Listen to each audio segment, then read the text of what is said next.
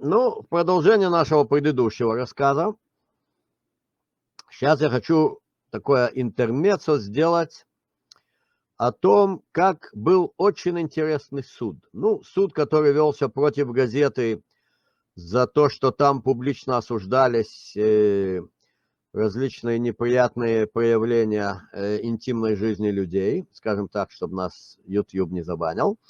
Вот, это мы расскажем подробно в нашей следующей передаче, освежим в памяти, да, как говорится, вспомнить приятно. Вот, а сейчас расскажем о суде, который был последний год. Итак, после того, как, значит, по окрику из облисполкома газета «Вечерний Могилев», чтобы продлить свое существование, опубликовала извинения за здравомыслящий материал об инклюзии, один из читателей газеты, а он юрист с очень богатым прошлым на государственной службе, и не чисто юридической, а правоохранительной службе, обратился с иском против газеты, против облисполкома, в суд против облисполкома, где поднял вопрос, за что принесла извинения газета «Вечерний Могилев». Я не узрел никакой недобросовестной информации, за которую надо приносить извинения читателям. Ну, например, если газета напечатает, что у кошки 4 ноги и 2 хвоста, да, то это я к примеру говорю, то надо приносить извинения. Как мы знаем, у кошки 4 ноги и 1 хвост. А что в материале российской исследовательницы было такого, что за это надо приносить извинения, мне хоть убей, непонятно. И кроме того, говорит он, газета опубликовала материал, который был подан ей идеологическим отделом исполкома. Идеологическим отделом. А опубликовано оно почему-то было за подписью начальника отдела образования исполкома. То есть он не является автором материала. Материал газета получила от идеологического отдела. Подписан идеологическим отделом, они и являются авторами этого материала. Был очень интересный суд, который, надо сказать, в отличие от того суда против газеты, где только заключительное решение суда было законным и привязанным к материалам дела, а все остальное являло собой сюрреализм. А тут весь суд был очень по делу, и решил суд так: признать жалобу такого-то, такого-то на ответ Могилевского областного исполнительного комитета обоснованной. Но он получил от них ответ, и понятно, что ответ являл собой бессмысленную отписку. Обязать Могилевский областной исполнительный комитет устранить допущенные нарушения при рассмотрении обращения такого-то читателя «Вечернего Могилева». Взыскать с Могилевского областного исполнительного комитета в пользу такого-то возврат расходов по оплате государственной пошлины, ну, базовую величину. Решение может быть обжаловано или опротестовано. Ну, оно не было опротестовано. А выполнять его той, конечно, не стал. Ну, не скажу насчет выполнения в статье покрытия расходов на судебное дело. Но в плане того, чтобы исправить, нет, ничего они не извинялись, не исправляли они никакие обращения, не посылали ни в газету, ни ИСУ, никаких исправленных, так сказать, документов. Все, так сказать. Получили решение суда, посовещались или не посовещались, одним словом. Вот, понятно, что после этого судебного дела, ну, то есть признали справедливым, да, оба утверждения, которые там в тексте, собственно, значит, окончательного заседания суда подробно излагаются, да, во-первых, что автором был вовсе не отдел образования, идеологический отдел, и во-вторых, что совершенно непонятно, за что газета приносит извинения, ибо никакой недостоверной информации она не публиковала.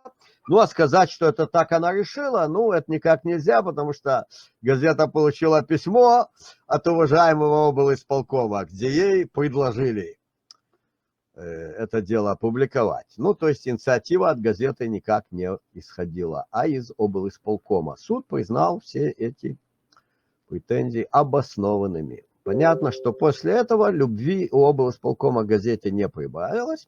Ну, очевидно, триггером для нанесения вот этого подробно описанного в нашей предыдущей серии удара под дых и удавки за горло, это фигуральные выражения, как мы все прекрасно понимаем, да. Значит, было, очевидно, какой-то очередной звонок из Минска, или записка из Минска, или неудовольствие по поводу тех или иных материалов газеты. Возможно, что было и триггером мои обращения на тему инклюзии к различным должностным лицам, в частности, к министру образования. И тут мы, собственно, переходим к вопросу об инофондах, о программах инофондов и о том, чем это чревато для республики, и кто это дело все утверждает. И сколько у нас еще времени записи на сегодня? 20 еще минут, минут 15 где-то. Так, хорошо, мы осветим сейчас этот вопрос. Значит, был принят план по детях в 2017 году. Насчет этого плана газета «Вечерний Могилев» публиковала много критических материалов, в том числе авторство вашего покорного слуги. И, собственно, это мотали на ус, когда развязали ее судебное преследование в 2018-2019 году. Да? В этом плане из около 100 пунктов плана фонд ЮНИСЕФ назван в полусотне, в большинстве пунктов плана. Было понятно, что запустят различные программы. Раз уж было такое в плане до 2022 года, соответственно, оно и в плане после 2022 года. Ну, про все учебные программы не скажешь, а есть еще факультативные. Как та же газета «Вечерний Могилев» скрыла как-то, да, что в плане, значит, факультативных программ, например, там, программы по гендерному воспитанию, есть у нас такой факультатив, конкретно, значит, выкормыши соответствующих курсов инофондов, они реально пропагандируют нетрадиционные отношения. Алло? Раз, два, три. Да, вот Раз, сейчас два, слышно. три. Сейчас слышно, да? 1, 2, 3. Я вас слышу. 1, 2, 3. Я вас слышу. 1, 2, 4. Я вас слышу. Алло. Алло, я вас слышу. А вы меня нет? 1, 2, 3. Вау. Галвович, вас не слышно. Я вас слышу. И у меня вроде нормально. Раз, два, три. Вот у вас Раз, написано, два, что я три. говорю. Ай-яй-яй, так. 1, 2, 3. Так, ну, я вас слышу, вы Галвович. меня нет, да? Я вас Раз, слышу. два, три. Я вас слышу. Так. Раз, два, три. Раз, два, три. Так.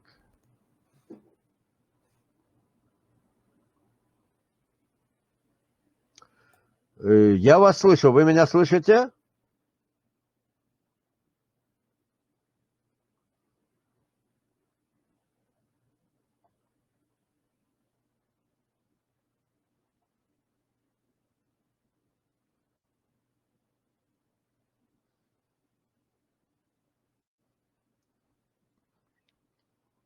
Алло.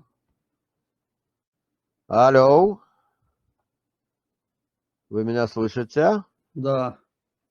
О, видите, Но. просто взял и пропал голос. Бывает?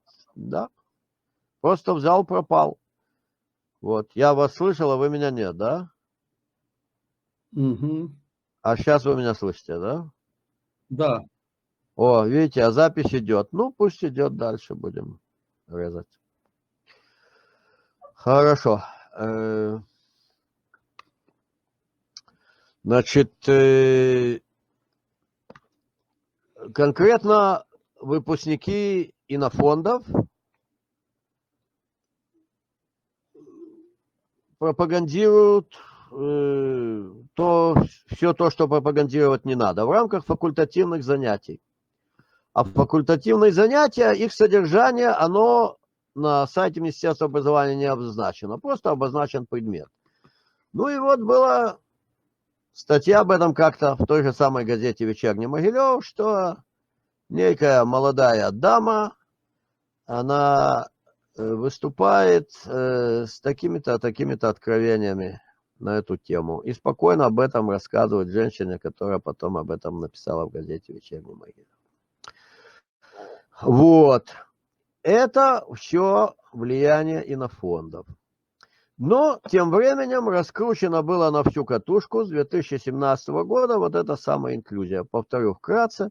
Инклюзия, когда дети, которые по всем параметрам находятся совершенно на ином уровне способности восприятия информации и социального поведения, чем их сверстники без ОПФР, внедряются в обычные школьные классы. Причем забота об этих детях перекладывается на обычных, значит, школьных линейных преподавателях. Вместо того, чтобы поступить в спецучреждения, они поступают в обычные школьные классы. И если верить официальным данным, сегодня 80% детей ОПФР поступили, значит, в обычные школьные классы. Это называется инклюзия.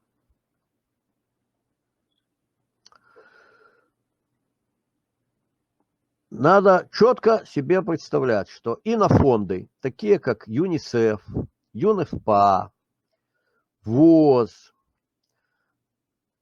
ставят своей целью, как говорит болгарский политолог и вирусолог, кстати, особо получил известность в русском мире в период коронабесия, да, потому что он там с научных позиций развенчивал и беснование, и беспредметность, и бесполезность масок, которые помогают против вирусов как таковых, как говорил он, чугунная сетка против комаров, и вредоносность, заведомую вредоносность и бесполезность псевдовакцин от коронавируса.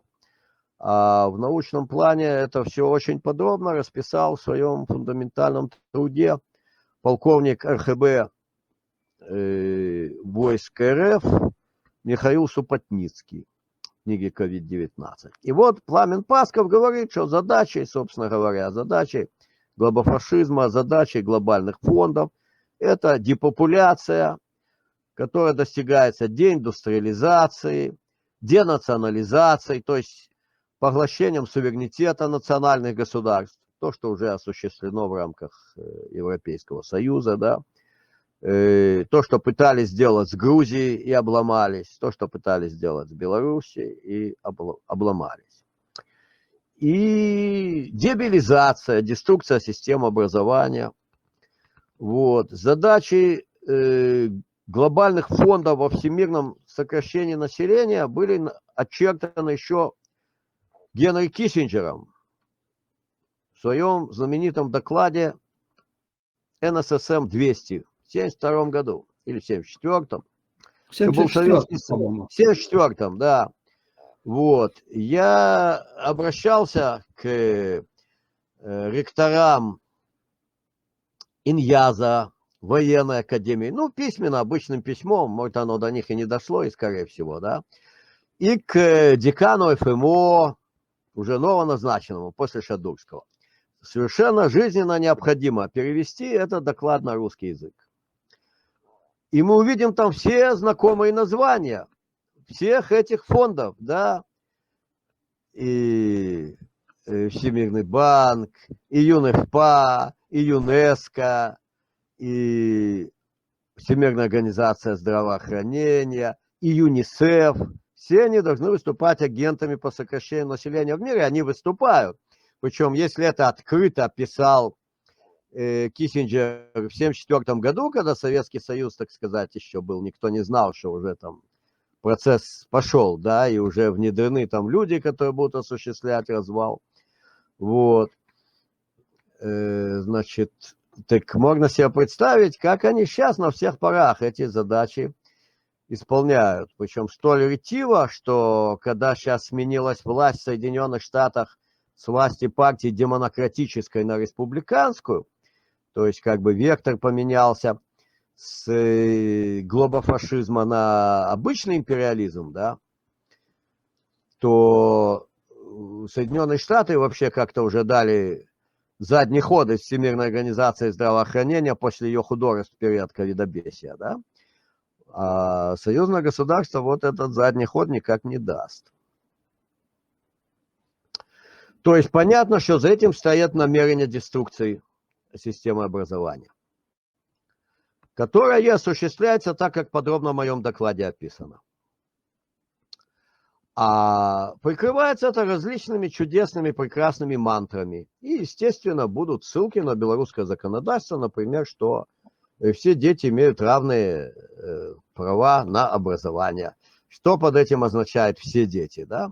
Вот, например, сейчас какая-то, значит, проводится, тоже называется международная конференция по инклюзии, художественное творчество в Беларуси. А год назад, значит, по осени было тоже большое торжище, где, значит, вот много часов, оно шло, там минимальное количество просмотров, выложено в YouTube, и различные должностные лица республики под кураторством представителей фонда ЮНИСЕФ рассказывают, как чудесно, значит, и лозунг, мантра, значит, все время там, все дети должны учиться вместе. Почему все дети должны учиться вместе? Наверное, каждый из детей должен учиться там, где лучше всего для него, да? Должны быть соответствующие учебные заведения, но все дети. То есть лозунги такие совершенно такого плана, вот, ну, используя отрицательные образы либерасни, сам я отношусь к почитателям Великого Кормчего, да, но используя их образы либерасни, можно сказать, маоистские совершенно такие, да, значит, лозунги. Все дети должны учиться вместе.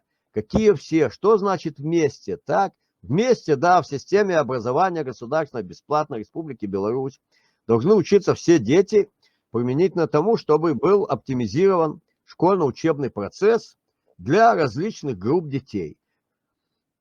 Вот. И что мне сказал на личной встрече? Собственно говоря, на личной встрече мне пару знаковых моментов сказал министр образования. Он говорит, ну, есть вот положение, когда ребенка там те или другие ограничения, но с интеллектом у него все в порядке, с интеллектом нормально. Почему он не должен учиться вместе со всеми? Отлично, пусть учится вместе со всеми. Более того, будучи знакомым с системами, как, значит, осуществляется очковтирательство различные, я могу предположить, что те 80% детей СОПФР, которые учатся в обычной системе образования, значительная часть их, в общем-то говоря, они, очевидно, ФР для рапорта фонда ЮНИСЕФ, чтобы он продолжал давать свои грантики. И на самом деле, в общем-то, это действительно дети с нормальным интеллектом, которых отнесли к ОПФР по тем или иным причинам. Да. Михаил Львович, расшифруйте, пожалуйста, вот эти сокращения. ОПФР – это значит особенности психофизического развития. Вот. Ну, как бы такое уважительное название. Или действительно могут быть физические, как бы тяжелые ограничения, но интеллект нормальный. Но с другой стороны, что происходит на местности, это мы прекрасно слышим от преподавателей, от родителей. И, собственно, все, кто нас будут смотреть, пусть поинтересуются у родных, знакомых, коллег, да, кому довелось работать в качестве педагога в таком инклюзивном классе, кому посчастливилось, что его дети попали в инклюзивный класс. И, собственно, сообщения такие, что, да, а это есть у всех олигофренов, есть такая привычка. Они демонстрируют свои половые органы публично. То, что они чувствуют, конечно, среди детей, которые не олигофрены, не в своей тарелке себя. Никак эту тарелку не изменить. Они демонстрируют половые органы, чтобы привлечь внимание, чтобы показать свою значимость и т.д.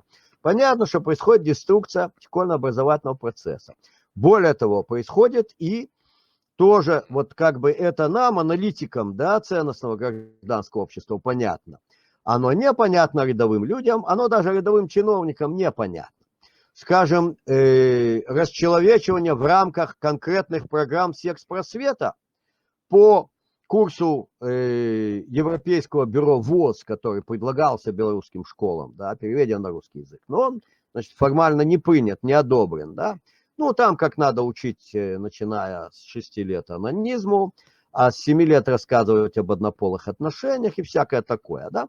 Вот, оно не принято. Но вот этот момент, значит, истребления чувства стыда в людях, это один из важнейших факторов депопуляции, собственно, да. И оно осуществляется через вот этих олигофренов. А как себя ведут олигофрены? Это очень хорошо знают те, кто готовит эти все программы. То есть не мытьем, так катанием, даже вот такая цель, она осуществляется. Ну и понятно, что дезорганизация, деструкция школьно-образовательного процесса. Теперь, каково преподавательница, которая тащит еле передвигающегося ребенка, там, с таким интеллектом или другим, в столовую. Почему? Потому что назначается так называемый тьютор. Это, собственно говоря, машина с шофером. Значит, колясочнику назначается тот, кто катает эту коляску взад-вперед. И большие инвестиции были проведены в школах, соответственно, чтобы там двери для колясок, всякие такие устройства, да. Но, опять-таки, ну вот каждому не назначишь, так всюду вопрос всегда бюджета, да, насколько тьюторов будет бюджет, а подгоняют, гнать процент инклюзии должен быть повыше. И в реальности получается, что несчастная преподавательница исполняет роль и тьютера, и коляски в отношении ребенка, про которого комиссия сочла, что он передвигается, значит, самостоятельно. Вот. То есть вот это невинное замечание министра образования, что вот есть дети, которых как бы там у них те или другие ограничения, но с интеллектом все в порядке. Да нет. Картина реально на местности совершенно иная. Вроде у нас с ним было взаимопонимание по всем вопросам в нашей беседе с министром образования, да. Ну, я вот завел речь про то прошлогоднее торжище, что кто сказал, что все дети должны учиться вместе. Это откуда? И он, мол, ну, тихо-тихо, мол, да, мол, не надо такие вещи произносить, кто сказал даже как-то, да. Вот. И он мне сказал четкую вещь, что мы подчиненная организация. Проект инклюзии исходит не из Министерства образования. Откуда он исходит? Он исходит из Совмина. Естественно, от социального сектора Совмина. И, собственно, зампремьера по социальному сектору, он и является тот, кто утверждает эти программы. То есть Министерство образования можем подавать не одну, а 100 обоснованных, толковых, здравомыслящих отчетов, и докладов, и докладных записок против программы, которую запускают инофонды. И не на 9 страницах, а на 150 страницах каждая. Никто не будет с нами это обсуждать и вступать в какую-либо дискуссию, потому что это подчиненная организация. Вот. Это вот такая как бы знаковая вещь. Ну, теперь до того, как я встретился с министром, там был очень долгий процесс с Министерством образования, да, как бы они совсем не сразу согласились на такую встречу. И была у меня до тех пор уже отписка соответствующего отдела, который, собственно, прокачивает эту инклюзию. И я попросил, чтобы сказали, каковы критерии определения, да, потому что там был ответ, что критерии определения определяются таким-то, таким-то. Без проблем, это мы вам напишем. Я говорю, ну вот, пожалуйста, какие критерии, какие границы критерий, да, количественная оценка, вот сообщите. Это же не может быть засекреченной информацией. Они таки прислали подробное перечисление критериев. Интеллектуальное развитие, и моторное, и такое, и сякое, и способ, все.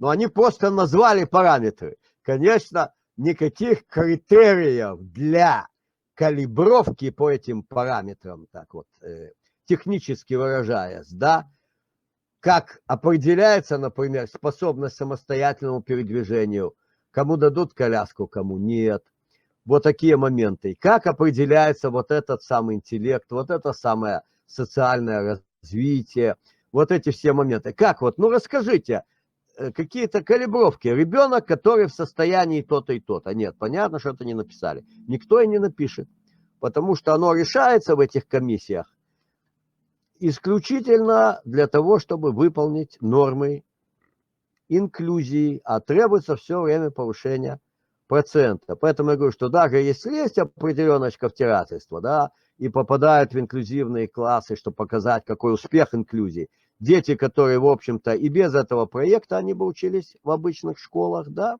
тем не менее, попадает большое количество детей, наличие которых в обычных классах приводит к деструкции школьно-образовательного процесса. И, конечно, никакого добра для этих детей не несет. А родители этих детей, соответственно, становятся объектами, по сути, манипуляции. Если не прямой, то по умолчанию. Вот. Ну, хотите, чтобы ваш ребенок учился в обычном классе, а родители, и так несчастные родители ребенка-инвалида, да, как бы, что им сказать? Да нет, пусть уж будет с инвалидами, вот хорошая дилемма, да.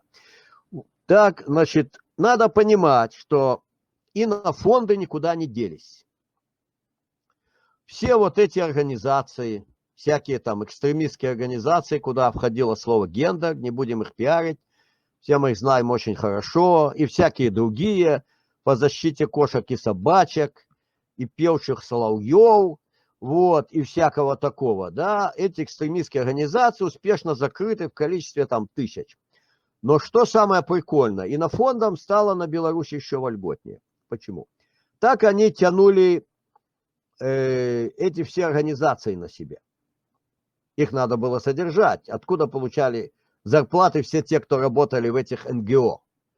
Они же НГО, они же не от государства получали зарплаты. Они получали зарплаты от этих инофондов.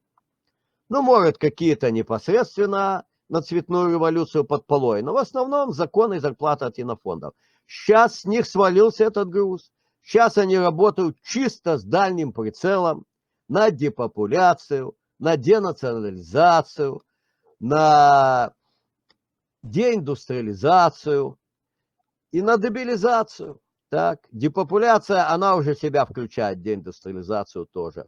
А деструкция образования – это великолепная штука. И опять-таки она служит также и общему расчеловечиванию в плане, значит, вот ликвидации чувства стыда у детей, да, через этих самых олигофренов. И нанимать никого не надо. Позакрывали все экстремистские сайты там с порнографией. Вот, значит, экстремистский портал Бай-Бай активно рекламировал, значит, порнографию, легализацию проституции, всякое такое. Все позакрывали. Оно все латентно осуществляется. Уже сейчас они работают только с государственными министерствами, с министерствами соцсектора. ЮНФПА в основном с обесом, но не только. ВОЗ в основном с Министерством здравоохранения, не только. А ЮНИСЕФ в основном с Министерством образования и ЮНЕСКО тоже, но не только, и в перекрест друг с другом. Например, проводится в рамках Министерства образования в сотрудничестве с фондом ЮНФПА. Идет секс-просвет. Казалось бы, такой, да, как бы все, прошедший все цензуры. Ну вот просто пример как бы того, что тут и сейчас, да, вот программа прямо висит вот этого секс-просвета. Она висит в учреждениях здравоохранения, образования, да, значит, вот объясняется, что отношения однополые, ну, сейчас вот, мол, в цивилизованных странах это воспринимают как болезнь. Это правда, Александр Степанович? Ну, Это знаете, правда? я сильно не задумался над этим вопросом. Но мы все знаем, что сегодня в тех странах, которые соцсектор Совмина называют цивилизованными, это воспринимается не как болезнь, а как должное, как очень похвальный вариант интимной жизни. Так? И те подростки, которым проводится вот этот якобы, так сказать, значит, просвет, они это великолепно знают, смартфон у них в руках. Соответственно, когда со стороны государства не звучат слова о недопустимости таких отношений, о социально-духовном и социально-медицинском страшном вреде, который они несут. Например, в европейских странах, достаточно сказать, значит, от 50 до 90% носителей сифилиса это вот эти самые чудики, да? Ну вот как бы просто чистая статистика. Вот если бы это детям рассказывали, оно бы имело эффект профилактический. А когда им говорят, что в общем-то это нормально, но это просто болезнь. Это болезнь. Оно не нормально, это болезнь. Они знают, что в цивилизованных странах, так называемых, в кавычках, да, это вовсе сегодня не болезнь, а норма. И делают вывод, что, ну, в общем-то, все, так сказать, как мы говорили, жвачка, гей, окей, да. Вот. Более того, затем проводится опрос. И детям предлагают сказать, как вы думаете, вот такие-то отношения, они несут угрозу для общества или это личное дело людей, которые в них состоят? Это вопрос задается детям. Как вы считаете, Александр Степанович, это вопрос нормальный для этого курса? Ну, это провокационный вопрос, чтобы... Он не провокационный, он хуже. Он хуже. Он находится в полном разрезе вообще с принципами преподавания. Что мы скажем после изучения первого закона Ньютона, если вопросы будут по второму закону Ньютона? Мы скажем, этот учебник, где ему место? Ну где? В макулатуре, верно? Мы ничего не сказали о втором законе Ньютона, как мы можем спрашивать о нем детей. Мы что-то сказали о угрозе для общества, которую, безусловно, несут эти отношения, да, и социально-духовная, и социально-медицинская, и самое главное, что процент юношества, который оказывается в это втянут, он находится в прямом соответствии с характером отношения общества к этому извращению. Например, в Соединенных Штатах за всего каких-то лет 15 поднялся на порядок процент старшеклассников, которые отвечают положительно на вопрос, являетесь ли вы вот таким вот чудиком. Так?